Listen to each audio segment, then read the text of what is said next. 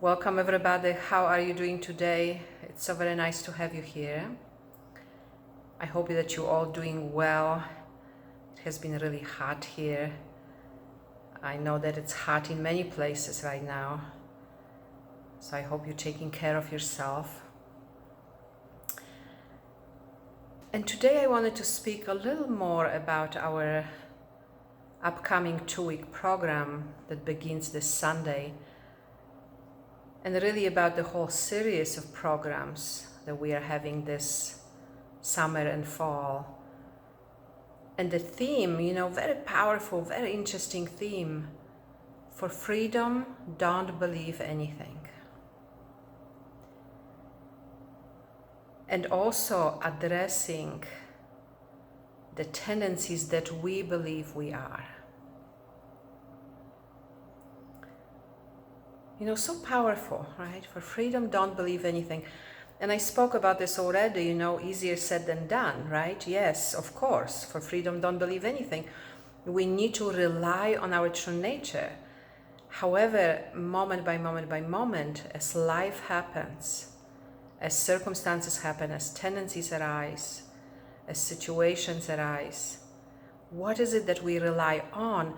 And what is the familiarity that we have with some of the most familiar tendencies, the tendencies that we are mostly used to believing, and we really oftentimes don't really discriminate, don't really know fully, experientially, that is not who we really are.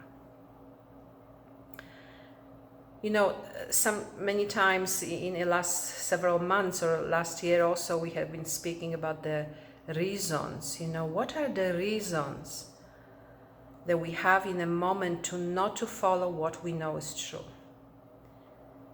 And how come these reasons are here? How come reasons, tendencies, how come, they're here? How, what happens? Like, where does that come from, right? When we look into the origin of it, we can say tendencies, reasons are based on the past. They are based on our past experience. It could be our individual past, so to speak. It could be, events that happen in this life, many other lifetimes before, and, in other ways. It could be our ancestral experiences, conditioning. We always have known this in the spiritual teaching, but the science also has caught up to this. Experiences are being passed on through the DNA, so it's not just what we believe that, of course, ancestral experiences affect us all, but they are actually become part of our makeup. Very, very powerful to realize that. And so, what happens really? How does what does it come from? We can say events of the past. When events of the past, let's speak a little more about trauma. When trauma happens, because trauma is one of those more significant events of the past. Trauma individually, trauma ancestrally, trauma collectively, because we also have the collective component, of our experience.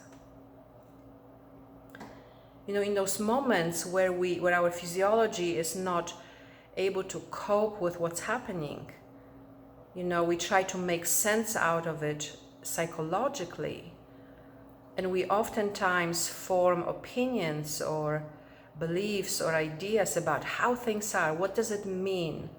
What is the meaning of this situation? And even though these situations pass and they just only exist temporarily and then they are over, not only they affect so deeply our physiology, but they also affect the way we think. I often say, it's like we get a certain world view based on the past experience. Whatever your, again, individual, ancestral, collective experience, we get a certain world view. there's so much of that in the world right now that is so much more visible, right? You know, the worldview rather than the actual conversation or the actual being present here in the moment. Instead, the worldview, the different worldviews are interacting, right? So back to your experience, you know, this has formed the worldviews, the reasons, the thoughts, the ideas, the tendencies, the beliefs have formed a long time ago. You know, the events are not present anymore, and yet the essence of it lives on, right? So in the moment when circumstances are present, and for example, if there is a clear, simple movement that arises within you, a movement that we can say it's movement of our true nature, you know, a knowing, an understanding, a clarity, a simplicity of knowing that something needs to be done, or that something is moving in a certain direction, and then before we know, you know, what happens? Past arises as well. And the tendencies of the past, they are very vocal. They really want to be heard because it threatens, you know, the clarity of the moment threatens the past. You know, it threatens that worldview. If in a moment in the past you have believed that the world is a certain way, let's say the world is not safe, you can't trust people, or you can't do this, or you can't do that, you know, or this is how it is. We have believed that, you know, and now we have the clarity in a moment to move in a certain way, then the past arises. And the past is going to be so strong, and it's going to be so vocal, and it's going to tell you, you know, you can't trust. You can't trust this moment. You can't trust the world. You can't trust people. You can't, you know, whatever the narrative, whatever the beliefs, whatever the worldview that has formed based on the past. You know, and when you look, and I hope you can see it already, it's not just individual, it's so ancestral, right? So deeply ancestral, you know, like it goes so far into the past, so far into the past. And you know, oftentimes we are so used to these tendencies, you know, and some other time I want to speak a little bit more about personality, you know. It's like, by all means, we are not trying to change personality, but personality also is a layer, you know, on top of presence, right? You know, so much of the time we really believe this layer as well. But, you know, I digress. So when past arises, it's so familiar to you, these voices, these beliefs, these worldviews, it doesn't even sometimes come verbally, it comes as a visceral experience, it comes as an image, as a visceral experience, and we trust that more in a moment than we trust what we know is true, right? So we want to learn, you know, that's what we are doing together. We want to investigate more deeply. We want to look more deeply at these tendencies, at these reasons, at these beliefs that we have, the worldviews, you know, we want to look at that more closely. Is that really true in a moment, or is it based on the past? And you know, sometimes when we begin to do that, we kind of feel like maybe we have to push through that, you know, and just kind of do it anyway. But it's not about that, it's about discrimination, you see. Because force is never really going to work. It can work temporarily, of course, but then eventually we have to keep applying force, right? So, you know, we need to, discrimination is so powerful. Discrimination means to recognize the past for what it is, and to give yourself the time, the moment to recognize that, and to be present to whatever experience accompanies it, you know, the physiology as it activates and as it gives you such a strong messaging about what is. We want to give it a moment. We want to be able to be present to that so that we can see that it will subside, that it subsides, right? When it subsides, then the clarity of the moment is again so much more visible.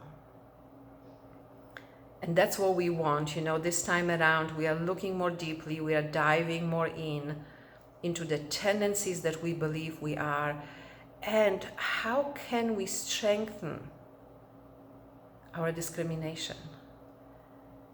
And also I know it's been a long video today, but one more thing I want to say, because we also want to speak a little more about devotion to truth. And I want to say that desire for truth, devotion for truth, the very practical application of our devotion to truth or our desire for truth is to just slow down in a moment and just be here, right?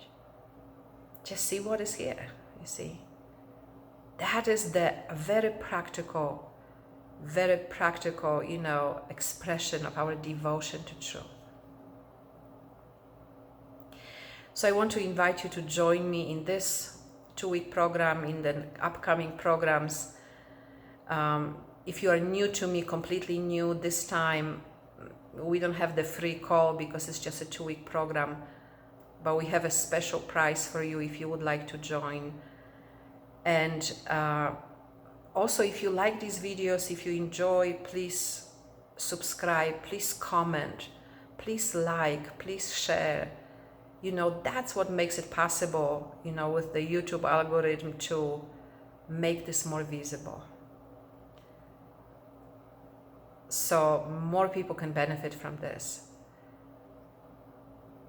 So I'm very much looking forward to seeing you in the program. Yeah, and stay cool. It has been really hot, so take care.